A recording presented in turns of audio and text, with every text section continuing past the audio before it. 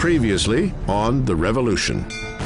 Ethan Allen took all the glory for seizing Fort Ticonderoga from the British, an affront to Benedict Arnold's honor he won't soon forget. These really are vain, egotistical men interested in the accumulation of individual glory. John Adams anointed a gentleman planter from Virginia the commander-in-chief of the fledgling Continental Army. Washington is someone who has nothing to gain from the Revolution and everything to lose. Despite their brave defense of Breed's Hill, Washington's soldiers failed even his worst expectations. We say that there was an army. There wasn't an army. There was a gaggle. These men are ragged, getting drunk on duty. It was a mess.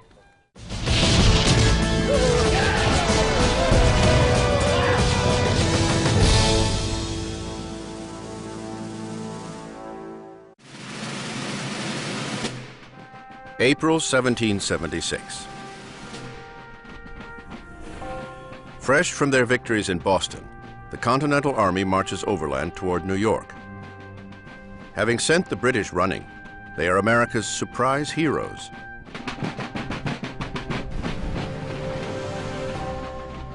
Now 10,000 strong, a new notion gathers around them, an idea that will drive the warring British and American armies on a collision course. America wants independence.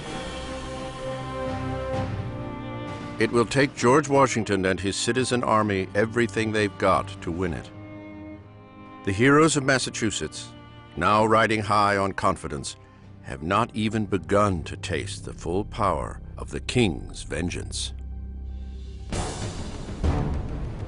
The British are coming back, this time to deliver a more decisive blow. As they move toward New York by sea, they assemble an armada, the size of which the world has never seen. The British commander, General William Howe, fully understands his orders. What had begun in Massachusetts as an annoying insurgency is quickly becoming an expensive and embarrassing war. It is time to stop it. Flushed with the idea of superiority after the evacuation of Boston, the Americans desire decisive action. Nothing is more sought for by us. General William Howe. New York is the perfect place to end this rebellion, one way or another. The importance of New York City is not lost to either William Howe or George Washington. Whomever controls New York City will control the Hudson River and by extension have the ability to sever the lines of communication between New England and the remaining colonies. This was the grand strategy that was going to subdue the rebellion, that would break the colonies in half along this river, that would separate the cockpit of the Revolution in Boston from the cockpit in Virginia, in New York, in New Jersey, and by that means bring about the collapse of the rebellion. The conflict that has been fought militarily in Boston and politically in Philadelphia now comes to New York, a city already bitterly divided between loyalists and patriots. Each side, loyalist and patriot, is waiting for the great clash that will decide their fate. A British victory would likely end the war and return the colonies to the king. A continental win could set the colonies free. At stake, liberty. The word that has been in colonial ears since the outset of the year, when a slim pamphlet set America ablaze. The sun never shined on a cause of greater worth. Everything that is right or reasonable pleads for separation. The blood of the slain, the weeping voice of nature cries, "'Tis time to part." Finally, someone has given the colonists a vocabulary of revolution. But who is the author?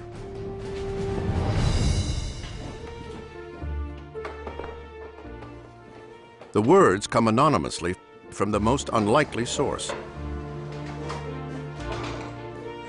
Not a leading American, but a young immigrant starting his life over in the New World. He comes from England with little money, scant education, and few prospects.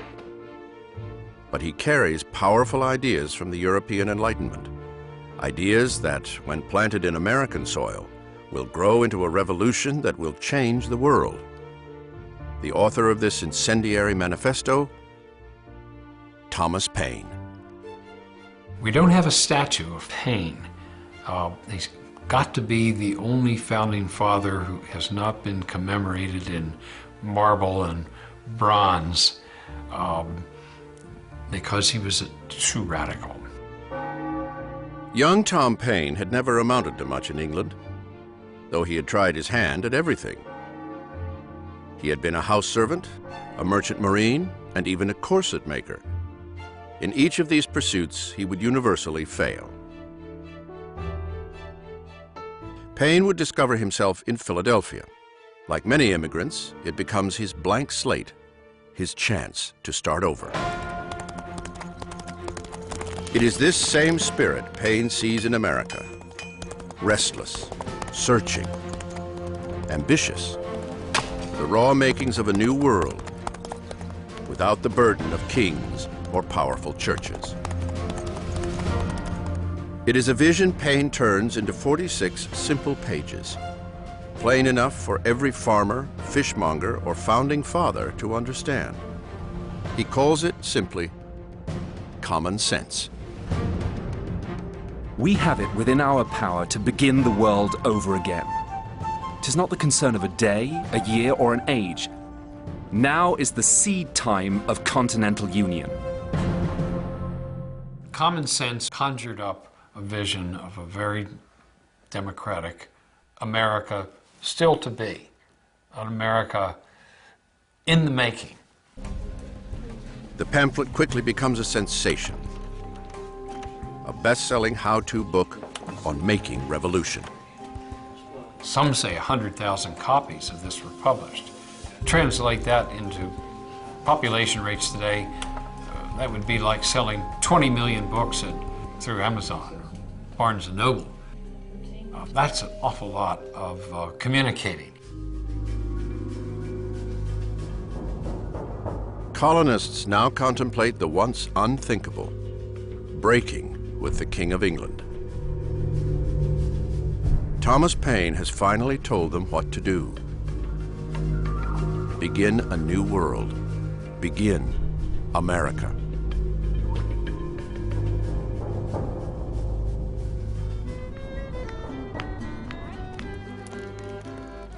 The cause of America is in a great measure the cause of all mankind. O ye that love mankind, ye that dare oppose not only tyranny but the tyrant, stand forth. The army now swells with citizen soldiers ready to fight for Paine's ideals of a new world. Soldiers like Lieutenant Joseph Hodgkins. My dearest Sarah, I hope Providence will provide for us and carry me through all the troubles we have to meet in the way of our duty and while we are absent from each other. A New England cobbler, 32-year-old Hodgkins had joined the army to protest colonial rule in his town of Ipswich, Massachusetts. Now he is pushing farther from his home, his tiny shoe shop, and his wife, Sarah. I would not have you be uneasy about me. As I'm engaged in this glorious cause, I am willing to go where I am called. Yet these citizen soldiers like Hodgkins present their own problem to General George Washington. Full of ideals, they lack training and experience. New York will be a battle on a scale none yet know against the full force of the greatest army in the world. Washington harbors doubts. He had very rational fears. Any man of military experience would look at the task before them and realize this is not a foregone conclusion that we can achieve victory. Victory or defeat will soon mean the future of America. The rebellion begun in Massachusetts over taxes is about to become a revolution for independence.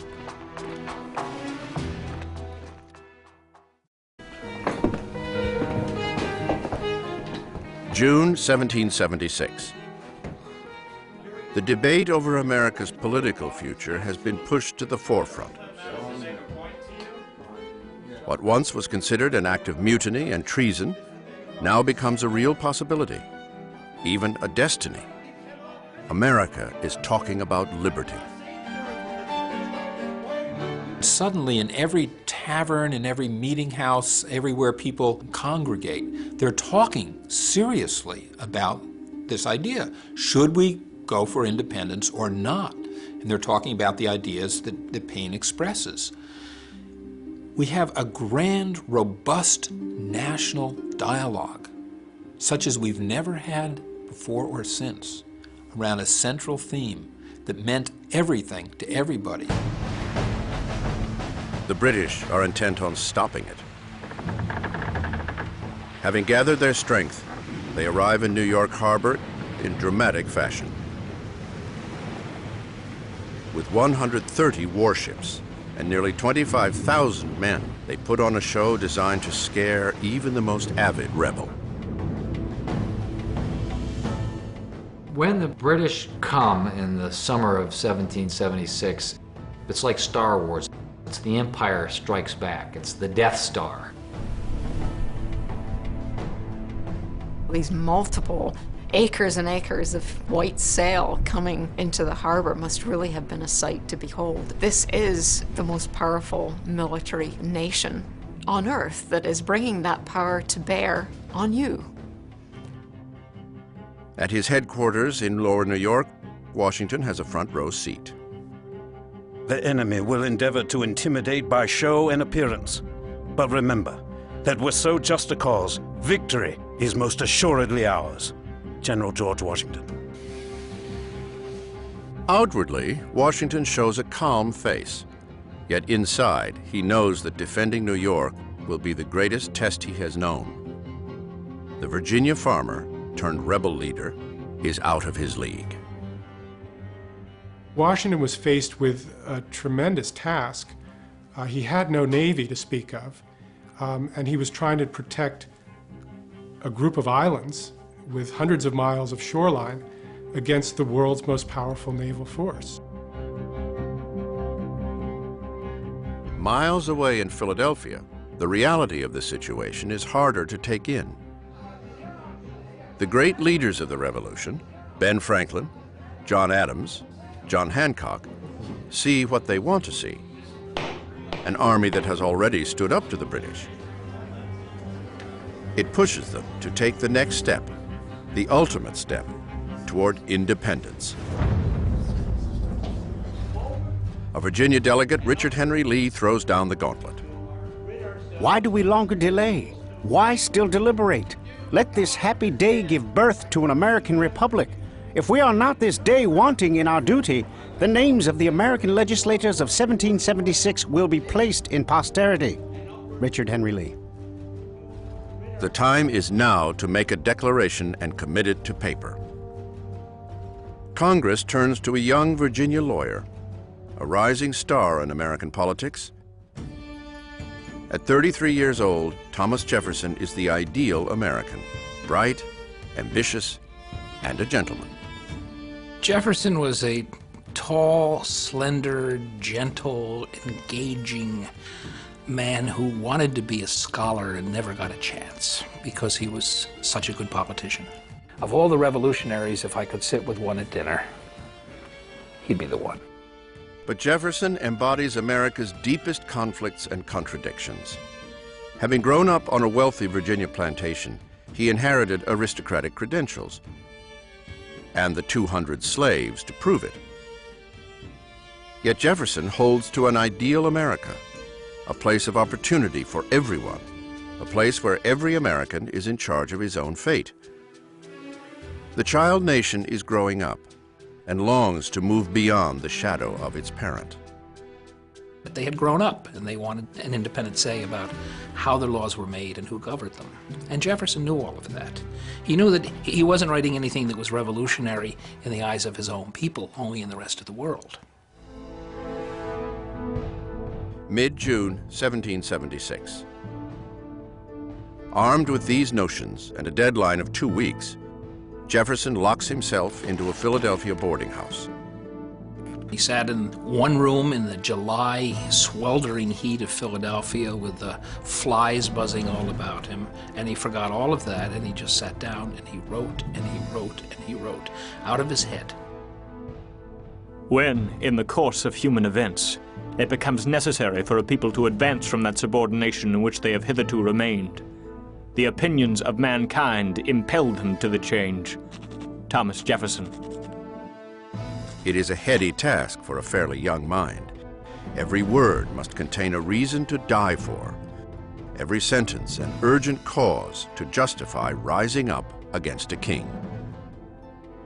Think about it, the Declaration of Independence is a terribly radical document. That document says that if the government isn't treating you the way you think it should, and if you suffer this mistreatment over a period of time, you've got the right to rise up and destroy that government, to change it. That's a radical thing to say. But Jefferson soon stumbles over the central question of the Revolution. It hangs in the hot air. Who will become a free American? In Britain, the elite legislated. Now, Jefferson's pen could reinvent all that. Would the new America mean rights for every man, woman, child, and even slave? Who's in and who's out? Who's included? Does this mean everybody? Does this mean only the rich? Does this mean property holders? How far do we go? Who's included in this new nation? We hold these truths to be self-evident, that all men are created equal, that they are endowed by their Creator with certain inalienable rights, that among these are life, liberty, and the pursuit of happiness. Jefferson reaches for the highest ideals, but the contradictions of his words come back to haunt him.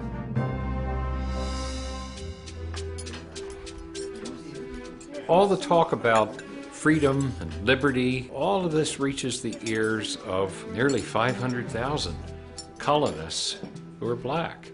That's 1/5 of the population. Slavery already divides the colonies. Now, with the talk of independence, it takes front row. Some colonists draw the line at giving liberty to slaves. Others bristle at the hypocrisy of fighting for independence while sanctioning slavery. Jefferson himself remains divided. His own slaves watch their fates debated before them. When Thomas Jefferson, incidentally the holder of over 100 slaves at this moment, wrote, "We hold these truths to be self-evident, that all men are created equal, endowed by their Creator with certain unalienable rights, that among these are life, liberty, and the pursuit of happiness." You don't think his slave said, "Right on, John, right, right on, Thomas," that this is precisely what we want. Many slaves choose not to wait. From cities and plantations across America, blacks begin an exodus. They flee.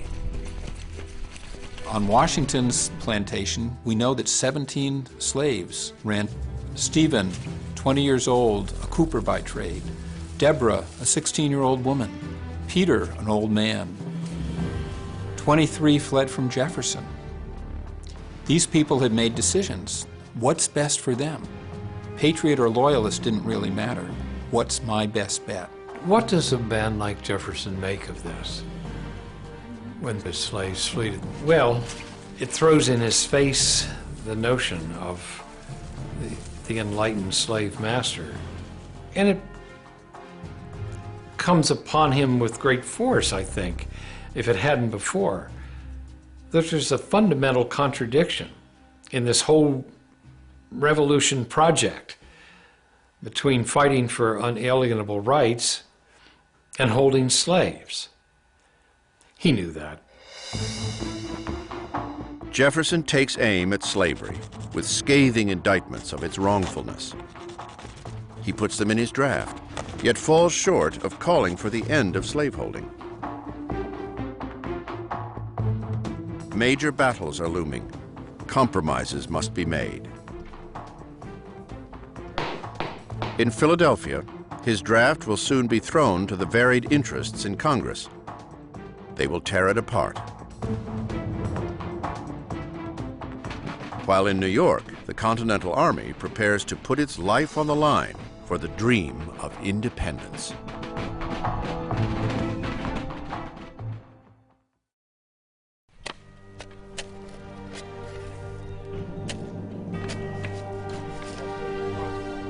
Late June 1776. While Congress works on independence in Philadelphia, 100 miles north on the bluffs of Brooklyn Heights, the Continental Army faces more urgent realities. Put your backs into it, men! They dig in for the fight to come. Every day they expect an attack. Every day it fails to arrive. Lieutenant Joseph Hodgkins oversees the building of fortifications. But he grows tired of waiting. My dear Sarah, I long to see you and my children, but when I shall is uncertain. General Washington is calling in the militia, and I hope we shall be in readiness to meet our enemy. Joseph Hodgkins. While the Americans build fortifications, the British continue to pour into their camp on Staten Island. Throughout the summer, their force swells as the king sends more ships with more troops. Washington watches and waits. The impeccably cool gentleman from Virginia remains perplexed by the British, who gather strength but show no sign of attacking. Day after day, week after week, he can only sit and wonder. Very unexpectedly to me, another revolving Monday is arrived before an attack upon this city, or a movement of the enemy. The reason of this is incomprehensible to me. General George Washington. The flotilla of British ships bobs just off the tip of Manhattan, waiting for even more reinforcements, biding their time, wearing down rebel nerves. What Washington needs is a navy to stand up to the Goliath of the British Empire. What he gets is a slingshot, a tiny concept he hopes will have a huge impact. Its code name, the Turtle. It's the world's first combat submarine, designed to harass the world's mightiest navy.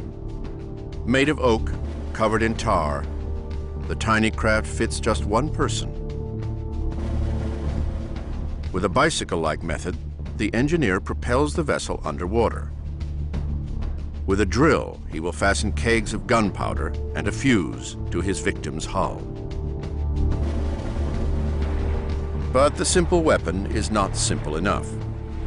The Turtle will be used only once during the Battle of New York. At night, she sneaks up on the British flagship, the Eagle.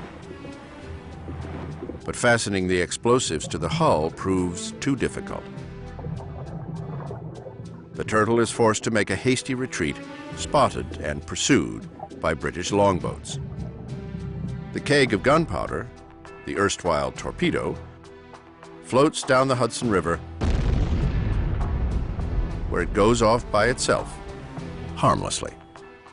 A giant column of water shot up as the bomb went off, and people on the shores were looking on in astonishment. But that was the end of the experiment. It will be words, not bombs, that deliver Britain the strongest blows. July 1st, 1776. A draft of the Declaration is delivered to Congress. The delegates immediately tear into it. The excruciating part took place after the document was written, and that was 3 days of debate in Congress, in which Congress took out 89 different things, including any language criticizing the practice of slavery. And Jefferson just sat there writhing through the whole thing. The issue of slavery is left for another time. There are flickers of doubt. They're bothered by it. They can't fix it. They kick it down the road. They basically postpone the problem to be reckoned with on another day. That day became the Civil War. It was a pretty bad day. But it's not that they're not bothered by it. They know it's wrong, they just don't know how to deal with it. The pressure of time once again intervenes. On July 2nd, the matter of independence must be put to a vote. It passes. The second day of July, 1776, will be the most memorable in the history of America. It ought to be solemnized with pomp and parade, with shows, games, sports, guns, bells, bonfires, and illuminations from one end of this continent to the other, from this time forward forevermore. John Adams, Congressional Delegate. Adams is a little off on the date, but close. 2 more days are necessary to hammer out the final declaration. On July 4th, independence becomes written fact.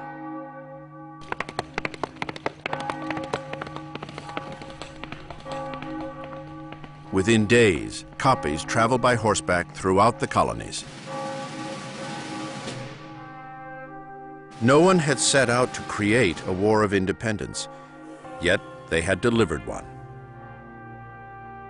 In the town squares all over the country, church bells were ringing and people were huzzahing.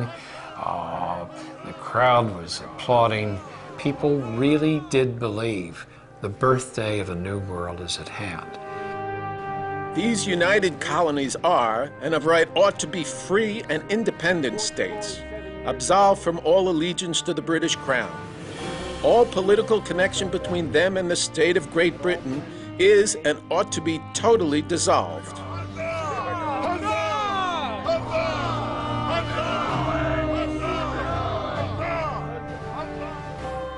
For those who had only imagined such a document, its realization is inspiring and sobering. The delegates who signed their names know they have just committed treason, a crime punishable by death.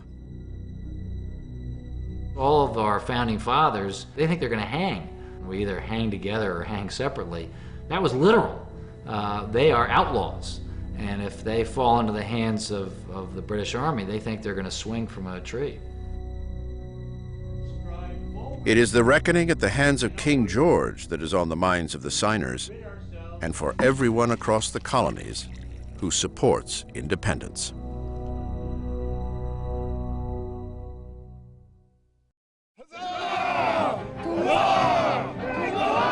July 1776.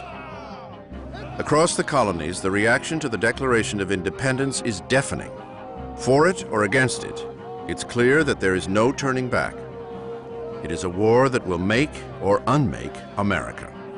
The Declaration of Independence does change what the war is about. Up until that moment, the war had just been about forcing the British into a point where they'd be prepared to renegotiate the terms of membership in the empire. But after that moment, it's about getting the British to acknowledge independence. In New York, patriots pulled down a statue of King George. It is a symbolic deed, but a useful one too. The lead is immediately sent off and melted down to make musket balls. 42,000 bullets will come out of fallen King George, and every one of them will be necessary. The battle they have been waiting for has arrived. July 12th, 3 p.m. The British unleash their guns. Only 8 days after the Declaration of Independence, the British answer with a barrage only the world's most powerful empire could muster.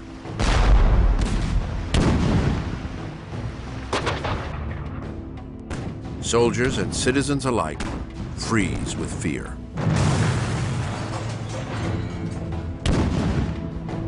A lot of these soldiers were 16, 17 years old, fresh off the farm. Some of these American soldiers were drunk.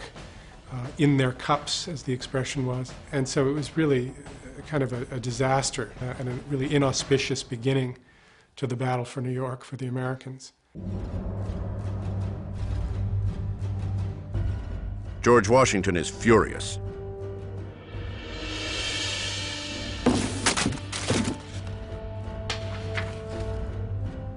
The British have made clear their power. Now, inexplicably, they stop the attack. As quickly as the barrage comes, it ends. It is merely a show of force, a scare tactic by the British commander, General William Howe. In fact, Howe's goal was not to win. It was to force the Americans to a conference table. It wasn't about inflicting crushing military defeat. It wasn't about humiliating the colonists. It was about showing them that British liberty was something worth having. The British, having amply displayed their might, now counter with an invitation to talk peace. But Howe makes a small, yet costly, miscalculation. The message he sends is addressed simply to George Washington, a breach of protocol that is instantly recognizable. The British are in a very difficult position. If they address the latter as His Excellency George Washington, Commander-in-Chief, they're effectively recognizing the legitimacy of the Continental Army. For Washington, this is a critical thing. He needs to be recognized. They are equals, after all. Howe commands an army, Washington commands an army. The messenger and his various letters is rebuked several times. Finally, the letter is accepted. But by then, Washington wants no part of it. He sets aside the letter without opening it. The Americans will not consider negotiating. So high is the vanity and the insolence of these men. Their leaders seem to risk everything, so that blows and war seem inevitable. Ambrose Searle, British Secretary.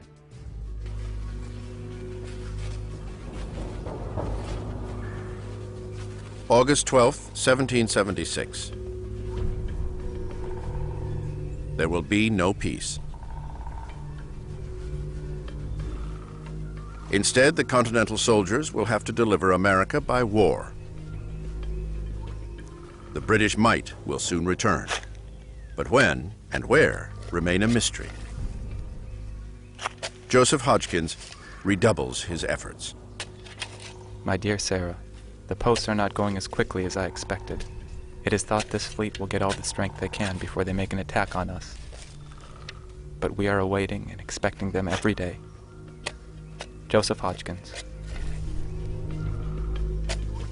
This will be a different scale of warfare than these soldiers have ever known. On the eve of battle, some sit down to prepare their wills, aware that their first real battle with the British may also be their last.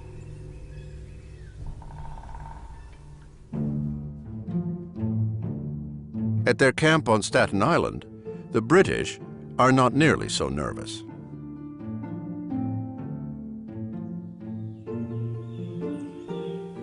Sure that victory is near, they bide their time enjoying the fruits of the American continent.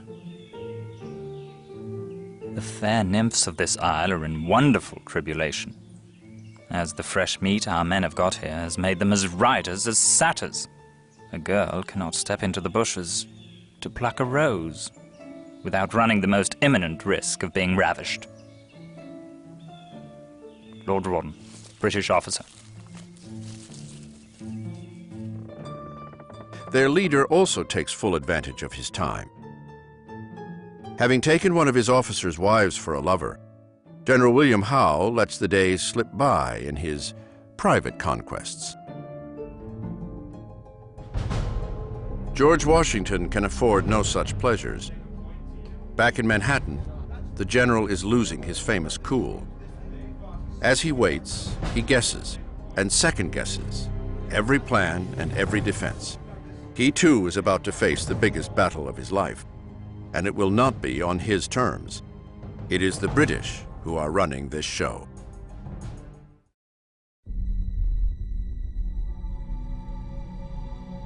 Late August, Long Island, D-Day. On a warm August morning, Howe moves his army. More than 15,000 British soldiers now march toward the American positions. For the first time in the brand new War of Independence, the British will test the strength of the American army head on.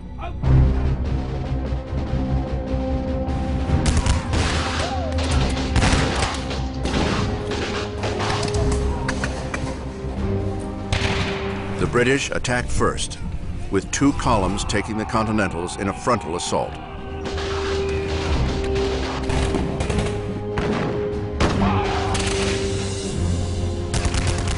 The 2 sides face each other in massive lines, often a mere 100 yards apart.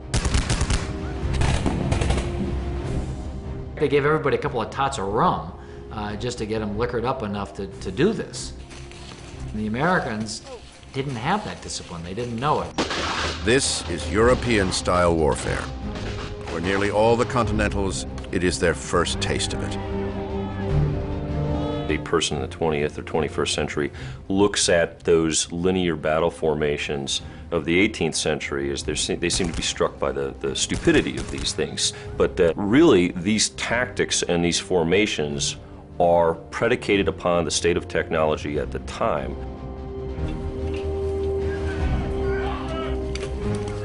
In open field battles and in smaller forest skirmishes, the Americans struggle to hold their own.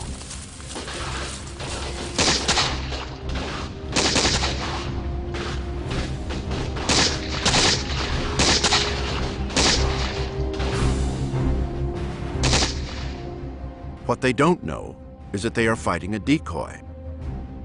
The bulk of Howe's army is actually a third flank, marching out and around the American forces. Washington has not prepared for this. By 10 a.m., the British break through the rear ranks and devastate the lines of the Continental Army. The worst possible thing that can happen in those situations is to have a complete rupturing of your line, a complete break in which men panic and everybody flees basically for themselves. It is, without a doubt, the most demoralizing, disheartening sort of experience that these soldiers could have possibly felt. The rebel army, in a state of panic, flees.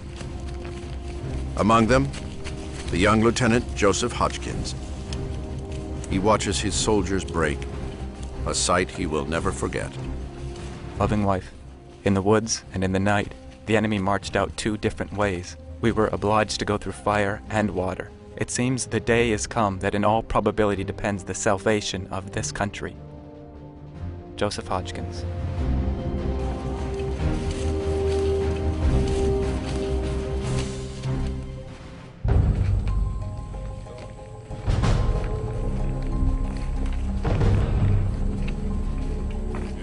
The army straggles back, minus the 300 dead and 1,000 captured. George Washington watches in shock. His army had not withstood the battle. He had failed, and the danger is far from over.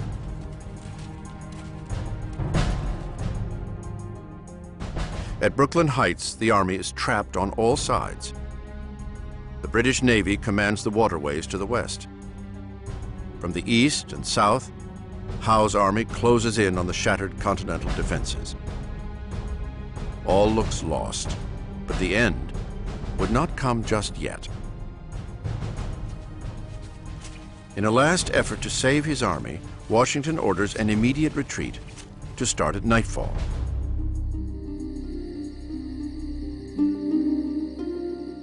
Under the cover of darkness, the army begins to move, stealthily, using every ferry and fishing boat available to them. All through the night, soldiers are ferried across a narrow slip between Brooklyn and Manhattan. They soon run out of time, but they get one final providence. As morning breaks, a strange and eerie fog sets in over New York Harbor, engulfing the area in a near blackout. It is their salvation. The British see and hear nothing. I could scarcely discern a man at 6-yard distance. In the history of warfare, I do not recollect a more fortunate retreat. Benjamin Talmadge, Continental officer.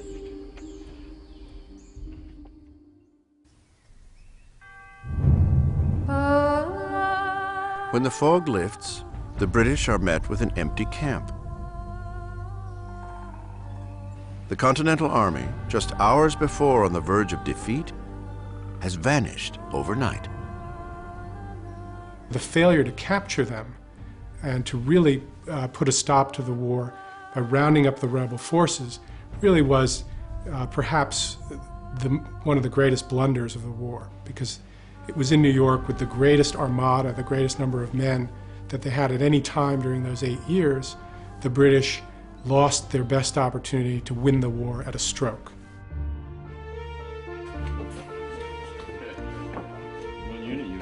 The remains of the rebel army recuperate.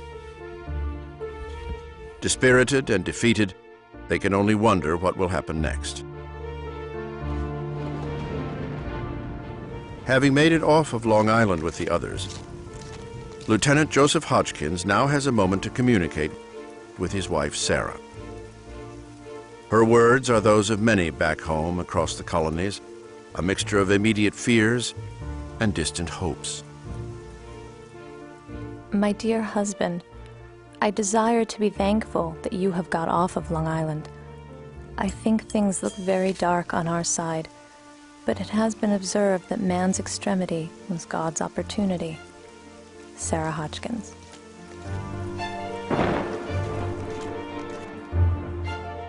George Washington is wrecked. He has come within inches of losing his entire army, and along with it, the cause of independence. Now he knows he must abandon New York City. The Continental Army is in no shape to fight again. They leave the city and go north along Manhattan Island. A few months ago, they were being treated as heroes. Now they are in full retreat.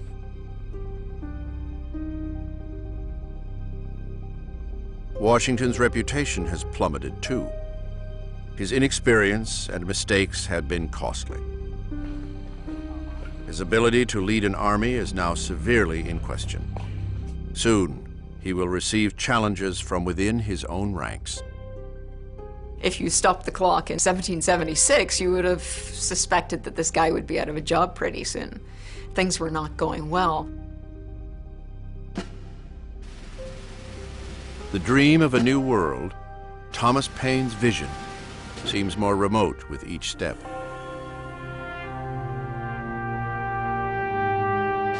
Across America, spirits are depleted. Many soldiers up and leave the army. Others, like Joseph Hodgkins, face the choice: stay and fight, or return to their homes, perhaps as British subjects evermore. My dear Joseph, I hope if we live to see this campaign out, we shall have the happiness of living together. It will trouble me very much if you should engage again. Your most affectionate companion until death, Sarah. Hodgkins will stay and retreat with the remains of the army toward an uncertain future for himself, for the army, and for the cause of independence. The revolution will go on, but it is about to enter its darkest days. Next time on The Revolution, confidence in Washington reaches an all-time low as America's revolution descends into anarchy. The Americans in 1776 have encountered nothing but defeat followed by defeat. This really negatively affects the morale of his force, who really now question whether or not Washington is the right man for this job. Washington makes a bold decision to strike the Hessians at Trenton. It was a do or die moment